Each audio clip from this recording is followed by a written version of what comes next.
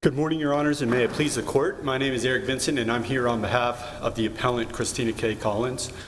I would like to reserve 3 minutes for rebuttal. 3 minutes, that'll be fine.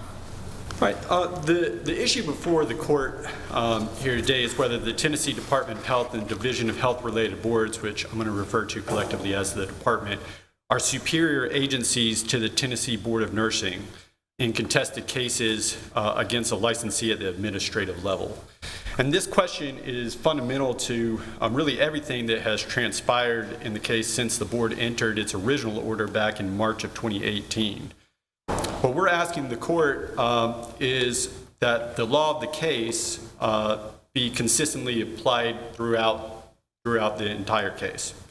The law of the case is that the department is a superior agency to the board in the adjudicative process. However, if the law of the case needs to be reconsidered because it's found to be clearly erroneous and will result in a manifest injustice if allowed to stand, then we ask that the court take this opportunity to review that ruling and make any necessary adjustments, and that the new ruling be applied as the interest of justice requires.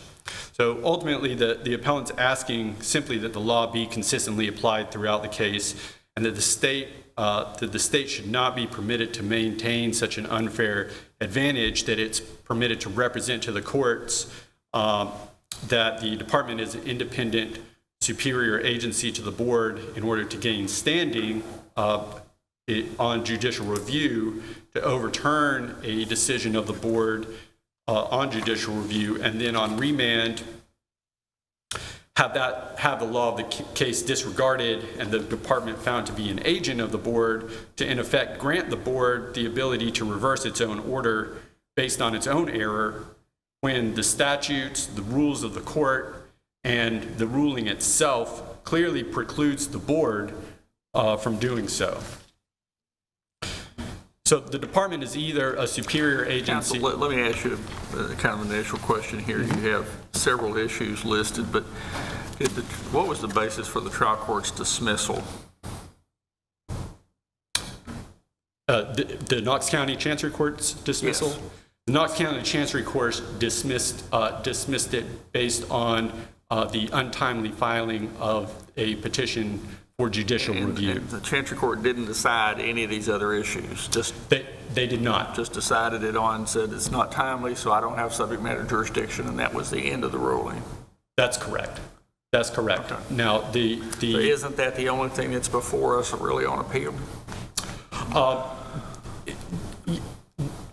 Yes and no.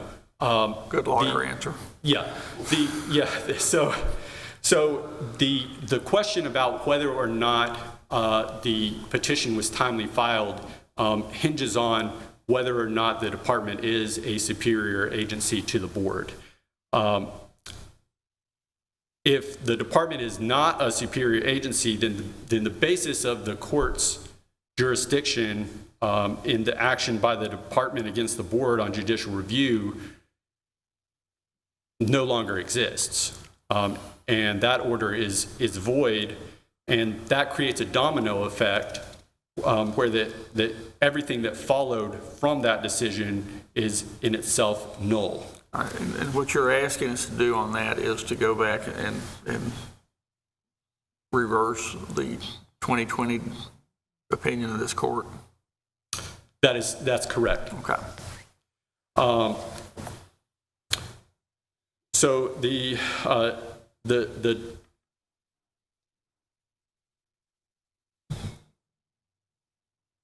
department's claim on judicial review served as the exclusive basis for reversing the board's original order and remanding the case. And so consequently, the board's current order is void if the department is not a superior agency. If the department is a superior agency to the board in the administrative process, then that also needs to be given its full effect on remand. And more specifically to this appeal, the rights and obligations of the department must be finally and conclusively determined at the administrative level before we can have a final order in the case. And in either case, The state's So argument when the board makes a decision, puts down an order, files that order is not found until the department reviews that order? under the law of the case. Now, I mean, I think that there's certainly questions about whether or not the department is in fact a superior agency, but however superior agency, however that is defined, certainly the department has some independent right in the case that has to be adjudicated. But the time to file an appeal, doesn't that run from the date of the decision made by the board, that decision is filed by the board? The 60-day period for seeking judicial review runs from the entry of the agency's final order in the case. So you're saying it's not from the date that the order is filed? Right. If there's not a final order, then the 60-day period does not begin to run in the case. And an order that adjudicates fewer than all of the claims and the rights or liabilities of fewer than all of the parties is not enforceable or appealable. And so it doesn't seem to make sense to require Ms. Collins to seek judicial review of an order that does not and potentially cannot bind the department when the whole reason for the case going back on remand was to have those independent superior rights of the department properly adjudicated. It's clear from the face of the board's current order that it does not seek to adjudicate the rights of the department as a superior agency in the case to the extent they have those rights.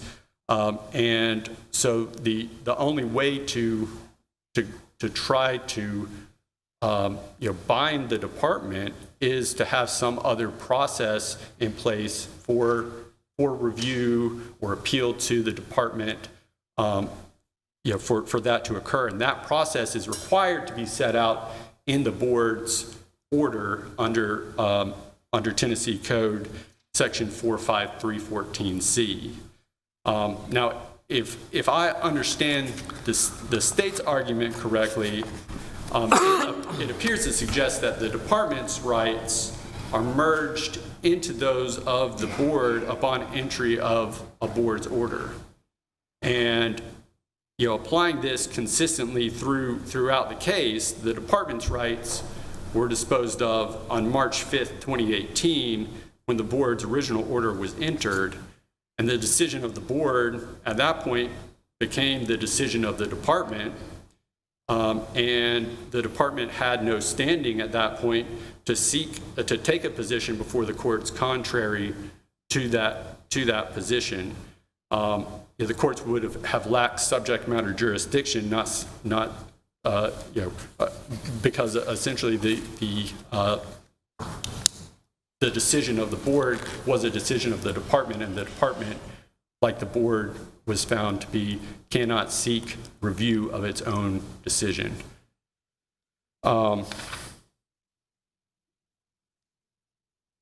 So under the state's reasoning in its argument, the prior ruling of the courts would be null and void for lack of subject matter jurisdiction as it pertains to the issues raised by the department on judicial review. And that would result in the original order of the board being the effective order in the case, and that would be the enforceable order in the case. But that's not the law that was decided by the courts. The law decided by the courts is that the department is a superior agency to the board, and as such, those rights have to be determined at the administrative level before there can be a final order to seek judicial review from, and before there's any obligation to seek judicial review within that 60-day time period. The fact that the board, potentially lacks jurisdiction over the department, and potentially there's no legal process that exists to accommodate the department as a superior agency, shouldn't fall on Ms. Collins to try to rectify.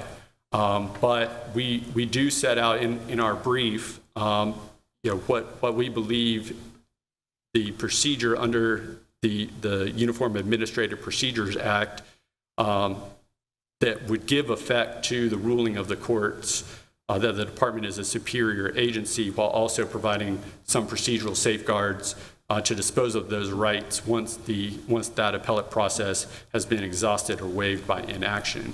And we acknowledge that there are shortcomings to our argument, but ultimately it falls on the board and the department to set forth the procedural process to accommodate those independent superior rights of the department under the law, and to include a statement of those procedures in the order of the board, which it failed to do. Well, I got to ask this question. Was there anything filed at the time the ruling of the board was filed? Was there anything filed to stay the board's decision until the department reviews it? Yes, Your Honor. When was that filed? There was a stay that was made at the time of the hearing when the board entered its oral decision in the case. I made a motion that decision be stayed at that point. That was denied by the board. I then raised the issue with the board that there were these outstanding issues of the department's superior rights in the case, and the board declined to take that issue up. Does that answer your question? Is there a procedure for that, to stay the department, the board's decision until the department makes a ruling on it? There's not, other than simply to request that request a stay from the board that I'm aware of. I'm not aware of any other procedure to prevent the enforcement of a otherwise invalid order of the board.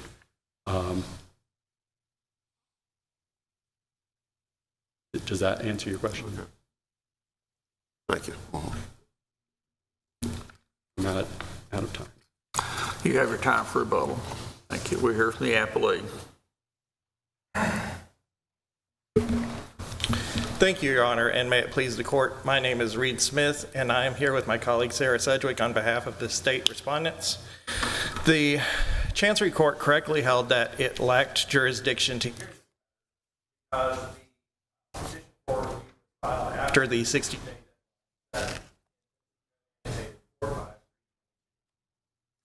This may be the rare case in which the court has everything it needs to decide this case from the first page of the record. The first page of the record, which is the petitioner's for review, says that they are asking for a review. Final order of the board that was filed on March 2nd, 2020. That petition also indicates that it was stamped on, or that it was filed on May 3rd, 422. 2 days. I believe that the court was correct in that the real question before the court is whether it was not. First of all, Your Honors, this deadline is mandatory and jurisdictional, set by statute. The court has held that failure to adhere to the 60-day deadline is fatal to those seeking. Also held in the HRA case, courts don't have authority. This deadline is so rigid, I would point the court to Spears versus Lawson.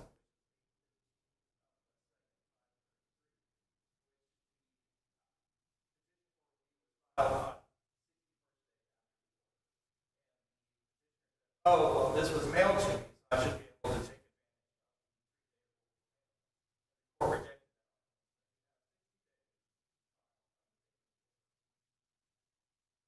Second, the court asked if this was a final order, and it is a final, as the acknowledged order on its face. Large bold print. This court has recognized in Davis versus Department of Employment Security that orders from the board are final orders set forth in Under 3 final orders which are given by the board. There are initial orders which are given by a judge or a hearing officer when sitting alone. The board, there are only finally, the plaintiff doesn't cite to any statute or case that extends that 60-day deadline on the basis of this theory about a superior agency. The fact that in the Davis court, this court said that the time for filing a petition will only if the agency grants the petition consideration. No one is arguing that a petition no basis for extending the deadline.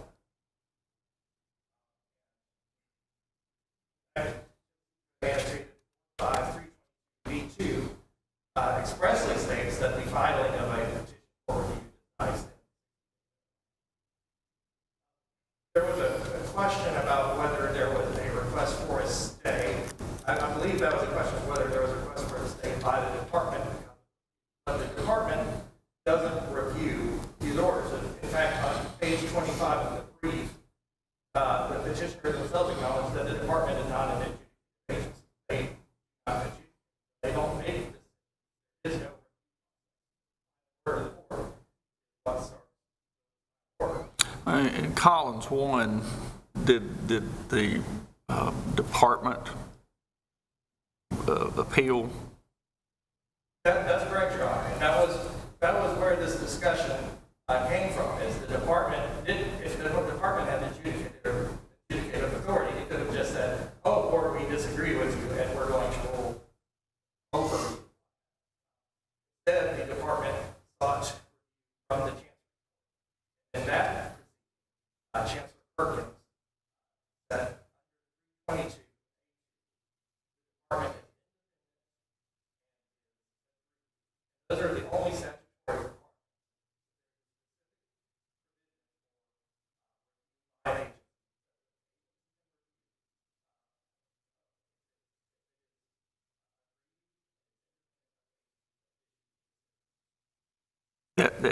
Can it do anything other than appeal to the court? I don't believe that. I don't believe so. It's basically standing of prosecution. So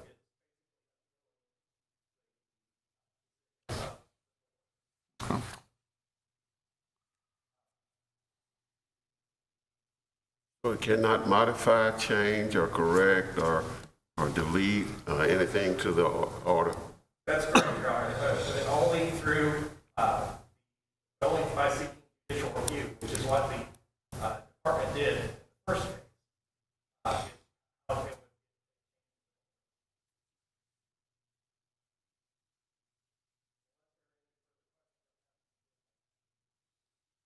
I hear none.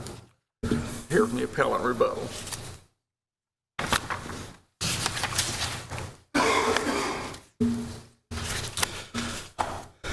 So let me just address a few things. First, the title of an order is not binding on whether it is a final order or not. The courts will look to whether or not there's been an adjudication of all of the rights and for all of the parties in the case. The department on remand and under statute is an agent of the board, and so presumably there is the department has no rights in the case. They're simply exercising the rights of the board to in its in its administrative role of prosecuting actions. The department has no rights in the case. It has no rights to seek judicial review. It cannot be aggrieved by a decision of the board. Didn't Collins 1 say that, I mean, in Collins 1, didn't the department appeal? Yeah, the department did appeal. Yeah, yes, Your Honor. Okay. And they were found to be permitted to appeal because the state represented to the courts that the department has some independent superior authority to the board in the action. On remand, they reversed course and they said we don't have any other rights in the case. They didn't even bring, they didn't even raise any claims against Ms. Collins. They simply had the board assert the claims that it had previously decided in the case and re-adjudicate those same claims, despite the fact that Ms. Collins had already been disciplined, had already served the disciplinary period under the board's original order, and this was simply a second round of discipline against Ms. Collins. When the case first came up on judicial review, the state made that claim that the department was a superior agency, but the board itself was not a party to the department's suit. And we presumed that was permitted because the board, as a subordinate agency, had no right to take a position before the courts contrary to the position of the department. But if the reverse is true, then that same restriction applies to the department, and they would lack standing on judicial review. Based on the arguments of the state, we believe that the prior ruling that the department is a superior agency to the board is clearly erroneous and it's clearly served a manifest injustice both to Ms. Collins and the state, and would ask that the court reconsider that ruling. Thank you, Your Honor. Court's thanks to, the counsel for both sides. If you would, our next case is going to be heard by video, so we're going to take a recess right now until the courtroom is set up to do that. Thank you.